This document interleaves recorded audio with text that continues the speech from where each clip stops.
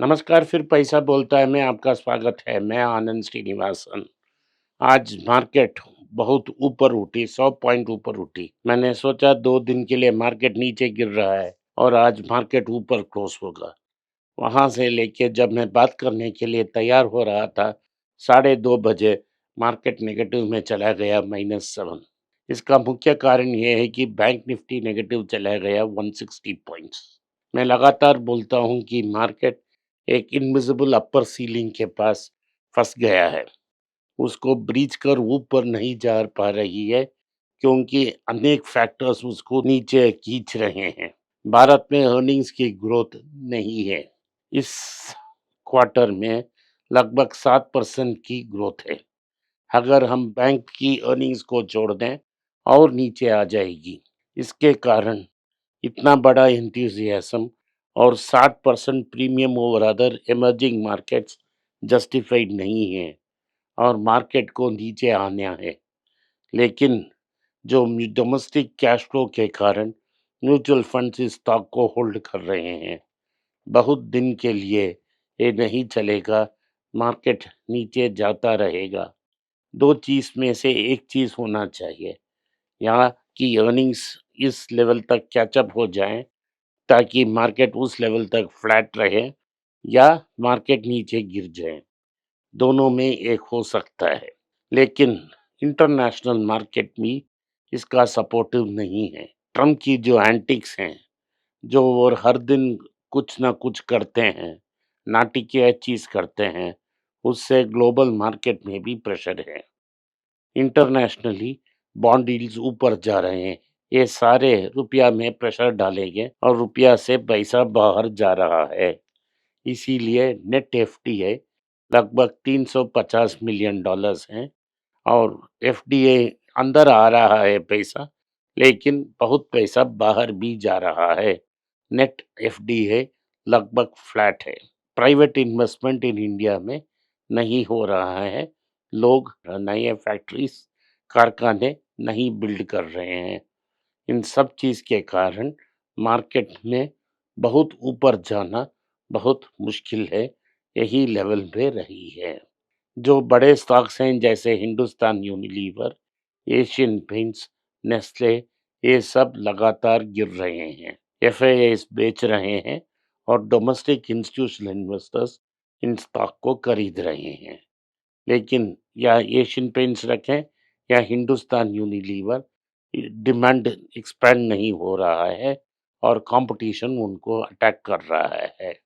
Asian paints में ये है कि बिरला ओपस और पिडिलाइट उसको अटैक कर रहे हैं और उनका जो फैट मार्जिन्स है वो डिक्लाइन हो रहा है। प्रीमियर पेंट ड्यूलेक्स भी जेएसडब्ल्यू के हाथ में लग गया है, वो भी compete करेगा प्राइस ड्रॉप करके। इन सबको मत में रखते हुए ये री रेटिंग हो रही है। लगभग 1000 रुपया गिर चुका है ये प्राइस और 1000 रुपया गिरने का संभावना बहुत अच्छे है। इसीलिए मैं कहता हूँ ओवर वैल्यूड हीरे के सुई स्टॉक कंसिडर मत कीजिए। हिंदुस्तानी यूनिलीवर के केस में उनके अर्बन मार्केट्स में भी बहुत प्रेशर है, लेकिन डोमेस्टिक मार्केट्स में भी प्रेशर बहुत बिल्डअप हो रहा है। इसका मेन कारण ये है कि पीतांबर जैसे रीजनल ब्रांड्स भी लिक्विड वॉश, डिश वॉशर और कपड़े धोने के पाउडर ये सब डाल रहे हैं। सर्फ एक्सेल, विम और व्हील तीनों जो मार्केट लीडर्स हैं हिंदुस्तान यूनिलीवर, तीनों प्रेशर में हैं और मार्केट शेयर गिर रहा है। गॉडरेज ने वॉशिंग डिटर्जेंट बनाया है और वैसे ही अमेज़न ने भी एक ब्रांडलेस डिटर्जेंट डाला है, जो सर्फ का 1 लीटर का दाम है, उसमें वो 5 लीटर दे रहे हैं और इसमें कोई डिफरेंस नहीं है। इन सब चीज़ों के कारण हिंदुस्तान यूनिलीवर का स्टॉक भी प्रेशर में है। नेस्ले के बारे में मैंने अनेक बार बोला है, डिमांड एक्सपैंड नहीं हो रहे हैं, उनका प्रीमियम प्रोडक्ट है, इस सब प्रेशर डाल रही है। तो हम किस स्टॉक को कंसिडर करें? हम जो उस स्टॉक को कंसिडर करें जो मार्केट में 10 रुपया वैल्यू का स्टॉक वो 5 रुपया में मिले। इसके लिए हम पेशेंटली इंतज़ार करना पड़ेगा। टाटा के बारे में अनेक न्यूज़ है। टाटा की एन चंद्रशेखर ने कहा है कि टाटा कमर्शियल व्हीकल अब इजिप्ट और नॉर्थ अफ्रीकन मार्केट्स एंटर करेगा। 7 कमर्शियल व्हीकल्स के साथ एंटर करेगा और नॉर्दर्न अफ्रीकन मार्केट्स को पेनिट्रेट करेगा और एक्सपोर्ट्स का ये एक और फेदर है।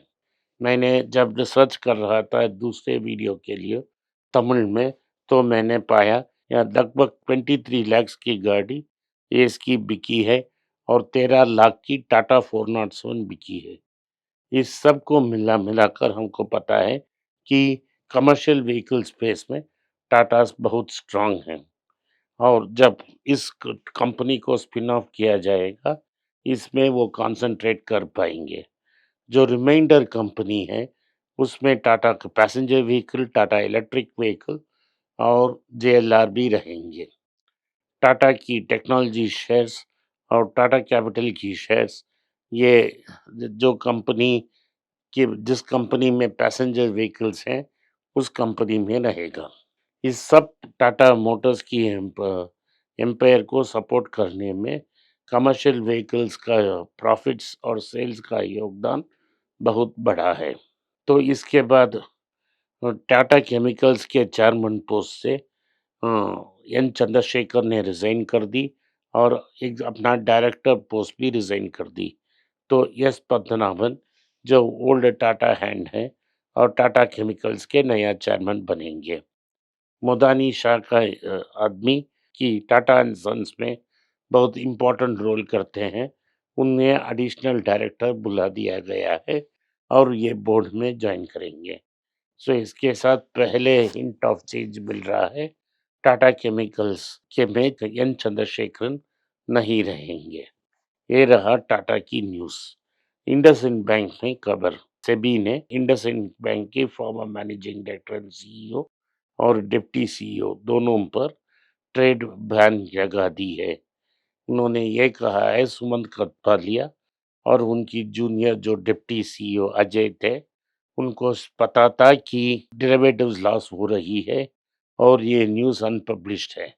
जब न्यूज़ पब्लिश होगा स्टॉक का दाम गिरेगा, इसीलिए उन्होंने पहले ही बेच दी और बड़ा प्रॉफिट बुक कर दी है। इससे उनको अनफेयर प्रॉफिट मिला है और इसीलिए उनसे क्लॉबैक किया जाएगा और प्रॉफिट्स को भी क्लॉबैक करेंगे और उन्हें ट्रेडिंग बैन भी दिया गया है। आप सब ने इंतज़ार किया कि मैं नैटको फार्मा के बारे में क्या बोलूं। नैटको फार्मा का प्रॉफिट 5% ग्रो हुआ, अच्छा ग्रोथ है।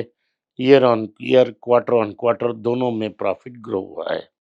3,500 करोड़ का कैश है, लेकिन वो इनऑर्गेनिक एक्विजिशन के लिए रखा है।